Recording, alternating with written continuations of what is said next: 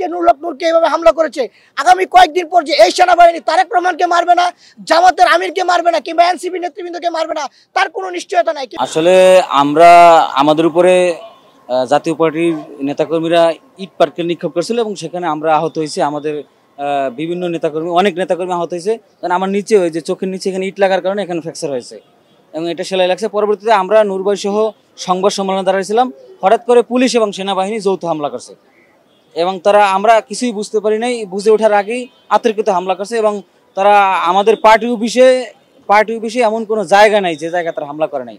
বাথরুমে যারা লুকিয়েছিল বাথরুম ভেঙে বের করে তারপর তারা হামলা করছে। হ্যাঁ, অনেক আহত হয়েছে, আমাদের প্রায় শতাধিক নেতাকর্মী আহত হয়েছে এবং বিভিন্ন হসপিটালে তারা চিকিৎসাধীন আছে। না আমরা শোনেন, এখানে পুলিশ ছিল, সেনাবাহিনী ছিল, আমরা রাস্তা দিয়ে মিছিল করে গেছি। সেখানে পুলিশ জাতীয় পার্টির কার্যালয়ের সামনে তারা প্রোটোকল নিয়ে দাঁড়াইছিল, সেখানে মব করার কোনো সুযোগই নাই। এখানে মব সৃষ্টির কোনো সুযোগ নাই, কিন্তু এই পুলিশ এবং সেনাবাহিনী কার উস্কানিতে আমাদের উপর হামলা করলো সেটা আমরা এখন বুঝতে পারতেছি না।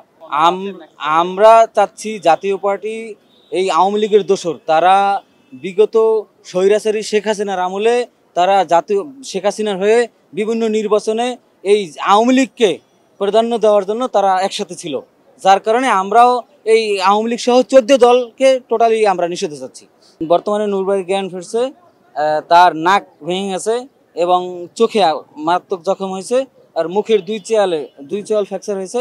তিনি স্বাভাবিক জ্ঞান ফিরছে, যেটা এখন ডাক্তার অবজারভেশন আছে, 12টার পরে বাকিটা বলা যাবে। না, সকালে সিটি স্ক্যান হয়েছে, এখনো রিপোর্টটা আমরা হাতে পাই নাই, দুপুর 12টার পরে বোঝা যাবে, ডাক্তার যেহেতু অবজারভেশন আছে। আপনারা জানেন যে গতকালকে আমাদের উপর যে নারকীয় হামলা হয়েছে, গণমাধ্যমের একটি সংবাদ আমি একটু কারেকশন করতে চাই যে বিভিন্ন গণমাধ্যমে এসেছে যে জাতীয় পার্টি এবং গণ অধিকার পরিষদের সংঘর্ষে বিভিন্ন আহত। বিষয়টি এরকম ছিল না।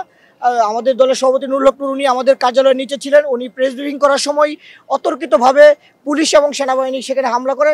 সে হামলায় আপনারা বিভিন্ন ফুটেজে দেখেছেন কীভাবে সেনাবাহিনী এবং পুলিশ বেধড়ক পিটিয়েছে। তার মস্তিষ্কে রক্তক্ষরণ হয়েছিল, নাক ফেটে গিয়েছে এবং চোখে আঘাত পেয়েছে। গতকাল রাতে তার জ্ঞান ছিল না, এখন জ্ঞান ফিরেছে, কিন্তু ডাক্তার যেটা জানিয়েছে এখনও তিনি আশঙ্কা মুক্ত নয়, যেহেতু তার মাথায় রক্তক্ষরণ হয়েছে। নেতাকর্মী আহত রয়েছে, বিভিন্ন হাসপাতালে প্রায় 20 থেকে 30 জন নেতাকর্মী ভর্তি রয়েছে। আমরা সবার জন্য দোয়া চাই। আরেকটি বিষয় বলে শেষ করবো যে আপনারা জানেন যে এই জুলাই গণঅভ্যুত্থানে আমরা যারা জুলাই নেতৃত্ব দিয়েছিলাম, আমি নিজেও কারাগারে ছিলাম, আমাদের নেতা নুরুল হক নূর তিনিও কারাগারে ছিল। আমরা যারা জুলাই গণঅভ্যুত্থানের সামনে থেকে নেতৃত্ব দিয়েছি, আমরা এখনও শঙ্কা মুক্ত নয় যে আওয়ামী ফ্যাসিবাদ বিতাড়িত হলেও এখনও প্রশাসনে পুলিশ বলেন, সেনাবাহিনী বলেন, রাষ্ট্রের গুরুত্বপূর্ণ জায়গায় কিন্তু ফ্যাসিবাদের দূষণা রয়েছে। ফলে তারা যে কোনো সময় যে মারমুখী কিংবা ভয়ানক হয়ে উঠতে পারে, গতকালকে তারই প্রমাণ। আজকে নুরুল হক নূরকে এইভাবে হামলা করেছে, আগামী কয়েকদিন পর যে এই সেনাবাহিনী তারেক রহমানকে মারবে না, জামাতের আমিরকে মারবে না, কিংবা এনসিপি নেতৃবৃন্দকে মারবে না, তার কোনো নিশ্চয়তা নাই। কিংবা জুলাই যারা নেতৃত্ব দিয়েছিল তাদের জীবন যে শঙ্কায় রয়েছে, এই গতকালকের এই ঘটনাটি প্রমাণ করে। আমরা দেশবাসীকে আহ্বান করব, জুলাই গণঅভ্যুত্থানে আপনারা যেভাবে রাজপথে নেমে এসেছিলেন, আপনাদেরকে এখনো সোচ্চার থাকতে হবে। আওয়ামী লীগকে বিতাড়িত করেছেন, আওয়ামী লীগের দুঃশাসনে যারা প্রশাসনে রয়েছে তাদের বিরুদ্ধে আপনাদের সোচ্চার থাকতে হবে, কারণ আমাদের জীবনের যে সংখ্যা রয়েছে সেই সংখ্যা থেকে মুক্ত করার জন্য একমাত্র জুলাই নেতৃত্বদানকারী সবাইকে ঐক্যবদ্ধ থাকার আহ্বান জানাচ্ছি।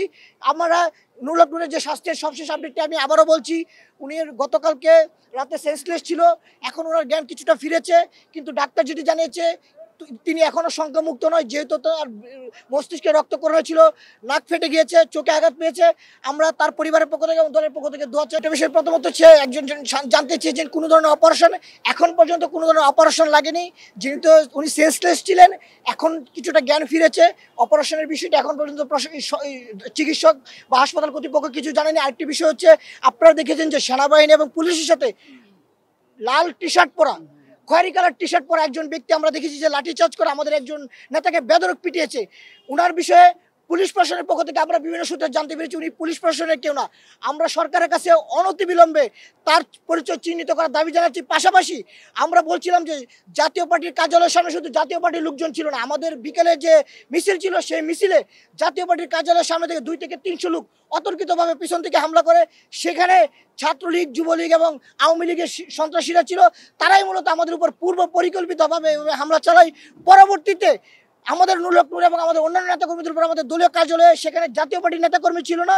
আমরা সরকারের প্রতি আহ্বান থাকবে, গোয়েন্দা সংস্থার আহ্বান থাকবে, অনতিবিলম্বে তার পরিচয় নিশ্চিত করে তাকে যেন দ্রুত গ্রেপ্তার করা হয় এবং গতকালকের ঘটনায় যারা জড়িত ছিল আমরা গতকাল রাতে বলেছি 24 ঘন্টার ভিতর যেন সরকার তদন্ত করে যারা দোষী ছিল তাদের বিরুদ্ধে যেন ব্যবস্থা নেয়। আমরা চাই তারা যেন দ্রুত সময়ের ভিতরে, যেহেতু ফুটেজ রয়েছে, বিভিন্ন টেলিভিশন পত্রিকার ফুটেজ রয়েছে, সেই ফুটেজগুলো যেন যাচাই বাছাই করে যারাই দোষী ছিল, যারাই হামলা করেছে তাদেরকে যেন ব্যবস্থা নেয়।